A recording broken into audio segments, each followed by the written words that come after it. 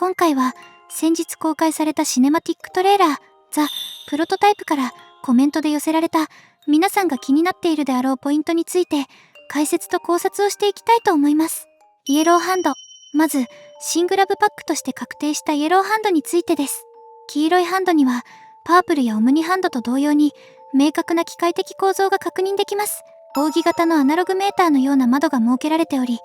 中には顔のようにも見えるマークが描かれています。これは単なる装飾ではなく、状態や残量を視覚的に表示するためのインジケーターである可能性が高いと考えられます。グラブパックとのジョイント部分を見てみると、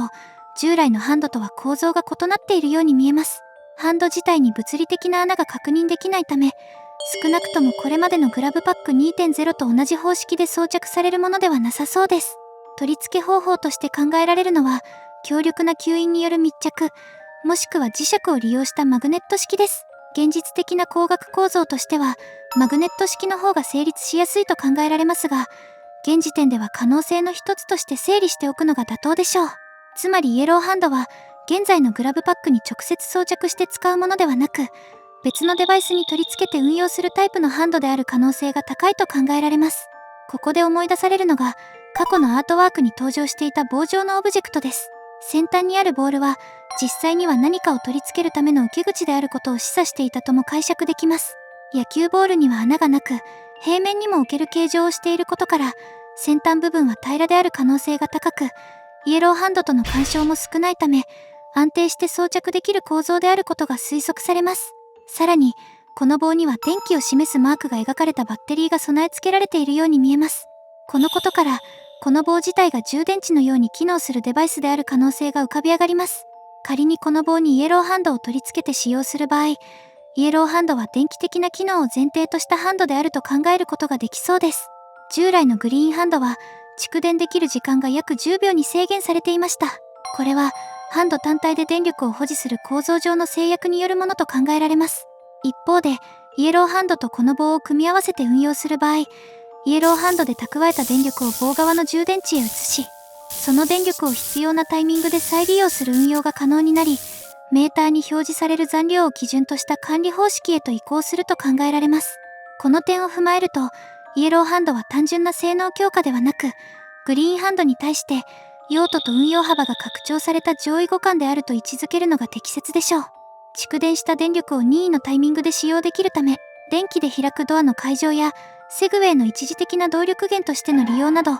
従来とは異なるパズル設計がラボ内に用意されている可能性も考えられます。残量管理そのものが攻略の鍵になる場面が登場しても不思議ではありません。ピアノザウルスの椅子。ラボ内には、悲しき恐竜、ピアノザウルスをモチーフにした椅子が確認できます。この椅子はスクリーンの正面に配置されており、サムネイルに使われている1枚にもはっきりと映っています。さらにケーブルが接続されていることから、単なる装飾品ではなく、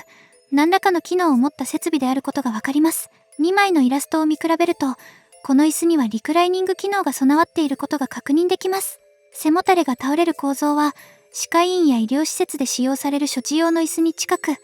手術や治療、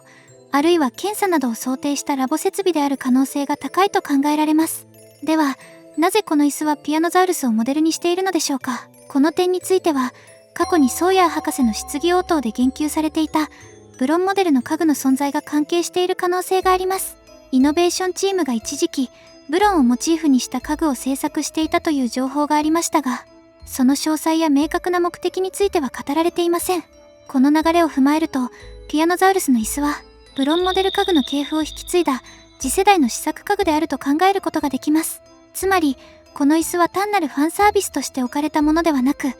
実験施設という無機質な空間の中にキャラクター性を持たせるためのデザイン思考の一つであり、その延長線上でピアノザウルスというモチーフが採用された可能性があります。患者の対象が孤児であることを考えると、無機質な医療設備よりも心理的な抵抗を和らげる親しみのあるデザインが選ばれた、そのように解釈することもできそうです。また、この椅子がスクリーンの正面に配置されている点も見逃せません。画面左端には VHS デッキを設置できそうな棚も確認できることから、チャプター5では従来のテレビに代わり、大型スクリーンを用いた映像が流れる可能性も考えられます。プロトタイプは、博士がラボ内部に直接立ち入ることを拒否していました。仮にテレビなどを通じて外部から介入される環境を警戒していたとすれば、医療用モニター以外の映像機器が最小限に抑えられていたとしても不自然ではありません。スクリーン自体は破れやすそうな素材にも見えるため、その裏からおもちゃが飛び出すだけでも十分に恐怖演出として成立しそうです。物理的なナイトメアハギーの復活演出となるでしょう。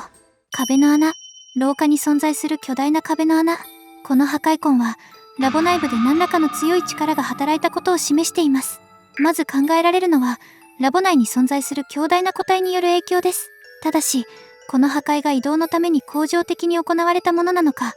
あるいは一度限りの衝突や暴走、もしくは戦闘の結果なのかについては、慎重に切り分けて考える必要があります。仮にプロトタイプがラボ内で未完の仕事を続けていたとするなら、部屋から廊下へ出るたびに壁を破壊する合理性はありません。そのような行動は、設備の故障や建物を支える構造体の損傷につながり、施設そのものの崩壊を招くリスクが高すぎます。さらに、ラボ自体が振動や老朽化によって不安定な状態にある描写も存在します。その環境下で、意図的に壁を破壊し続ける行動は、合理的とは言い難いでしょう。では、この壁の穴は何を意味しているのか。一つの可能性として考えられるのが、移動のための痕跡ではなく、衝突や戦闘によって生じた破壊痕であるという仮説です。この場合、壁の破壊は日常的な行動ではなく、何かとの接触や対立の結果として生じた一時的な出来事だと解釈できます。同様の壁の破壊痕は、チャプター3の学校エリアでも確認されています。教室と廊下を隔てる壁の一部が破壊され、大きな穴が開いていました。この破壊痕をミスディライトの単独行動と考えることもできますが、彼女が一人でここまで大規模に環境を破壊する必然性は見当たりません。姉妹たちとのサバイバルも、基本的には静かで局所的なものであり、周囲の構造物を大きく崩壊させるような戦闘描写とは一致しません。このことから学校内には、ミスディライトとは別に、彼女と対立、あるいは接触していた何らかの存在がいた可能性が浮かび上がります。さらに、スリープウェルのミュージックビデオでは、喜びの時間の後であるミスディライトが、何かを警戒しているような描写も確認できます。これは、彼女にとって無視できない存在が、周囲に存在していたことを示唆しているのかもしれません。ラボの壁の穴、学校内の破壊痕、そしてチャプター2でマーカスが謎の存在を目撃したエリアに存在する大穴や、ゲームステーションのスタチューズのゴール地点で確認できる土砂崩れ。これらを全て同一の存在によるものと断定することはできませんが、同種の力、あるいは同規模の存在が関与していた可能性は十分に考えられます。その候補の一つとして浮かび上がるのが、足を持つあいつです。あいつほどの体格であれば、通常の扉や通路を使えず、結果として壁を破壊する事態が発生しても不自然ではありません。現時点では、ラボの壁を破壊した存在を特定することはできません。しかし、プロトタイプ単独の行動と考えるには無理があり、別の強大な存在が関与していた可能性は、重要な検討要素として残ります。他にも気になる点があれば、コメントで教えてください。この考察が参考になったら、チャンネル登録、高評価をよろしくお願いします。